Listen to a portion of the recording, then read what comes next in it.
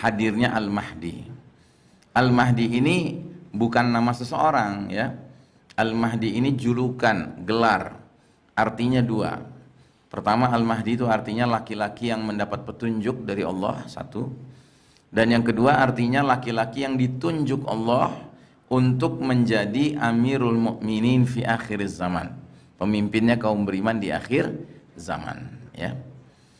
Nah, Al-Mahdi muncul, dia kemudian akan diikuti dengan peristiwa yang keempat, tanda besar yang keempat. Apa itu? Khasfun bi jaziratil Arab, pembenaman bumi di jazirah Arab. Gitu. Kan tadi ada 3 pembenaman kan, satu di timur, satu di barat. Itu sudah terjadi yang 2 itu, gara-gara Batshatal Kubra, hantaman keras meteor dari langit. Sementara pembenaman bumi di jazirah Arab ini lain lagi penjelasannya. Penjelasannya berkaitan dengan sesudah dibaiatnya Al-Mahdi di depan Ka'bah oleh sejumlah orang yang kata Nabi seperti jumlah pasukan perang Badar, yang berarti berapa orang itu? 313 orang ya, orang-orang alim, orang-orang soleh. Maka ada penguasa zalim dari wilayah Syam. Syam itu wilayah kalau sekarang mencakup Suriah, Palestina, Lebanon dan Jordan ya.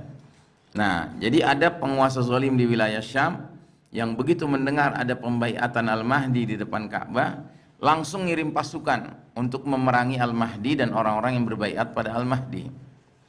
Tapi pasukan ini yang bergerak lewat darat, ketika mereka meluncur dari Syam, kemudian melewati Madinah, kemudian mau lanjut ke Mekah, belum sampai ke Mekah, masih antara Madinah dan Mekah, tiba-tiba pasukan ini Allah benamkan ke dalam bumi. Jadi pembenaman di Jazirah Arab itu sekaligus membenamkan pasukan jahat yang bermaksud memerangi Al-Mahdi dan orang-orang yang berbaiat pada Al-Mahdi. Dan begitu mereka tenggelam, terbenam ke dalam bumi, semuanya terbenam kecuali 1-2 orang. Nah, 1-2 orang ini disisakan Allah agar mereka melapor kepada penguasa zalim yang mengutus mereka apa yang terjadi pada kawan-kawannya, kepada pasukan itu ya.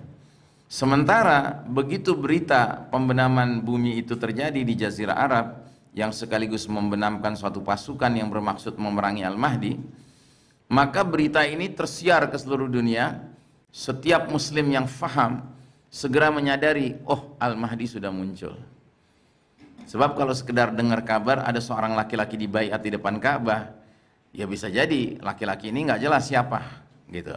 Tapi dengan sesudah pembaiatan itu ada pembenaman pasukan antara Mekah dan Madinah di Jazirah Arab, ini menjadi sarana peristiwa yang menjadi sarana konfirmasi bahwa yang dibaiat tersebut adalah Al-Mahdi.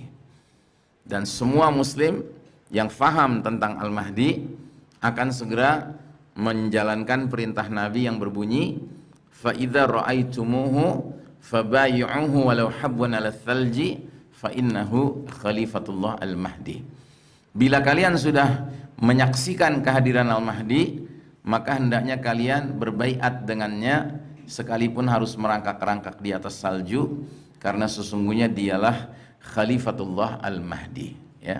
Jadi ibaratnya kehadiran pemimpin kita ini ya, kalau memang benar-benar diikuti dengan peristiwa pembenaman pasukan di Jazirah Arab, harusnya membuat kita semua yang memang menanti-nanti kedatangan pemimpin yang mendapatkan ijazah atau sertifikasi dari Nabi, kita harus berlomba-lomba segera membaiatkan diri kita kepada beliau.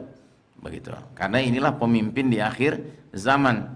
Ya, pemimpin yang bahkan di satu hadis Nabi mengatakan, "Ubasyirukum bil mahdi yub'atsu fi ummati ala ikhtilafin minan nas wa zalazil fayamla'ul arda qistan wa adlan kama muli'at jawran wa zulman."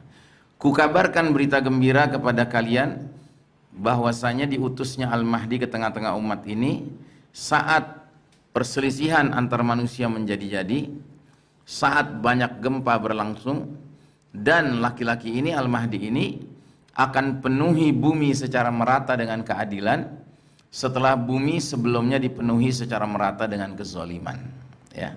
Jadi benar-benar kehadiran Al-Mahdi itu menjadi titik balik situasi dunia yang tadinya penuh dengan kezaliman seperti sekarang menjadi dunia yang penuh dengan keadilan, ya.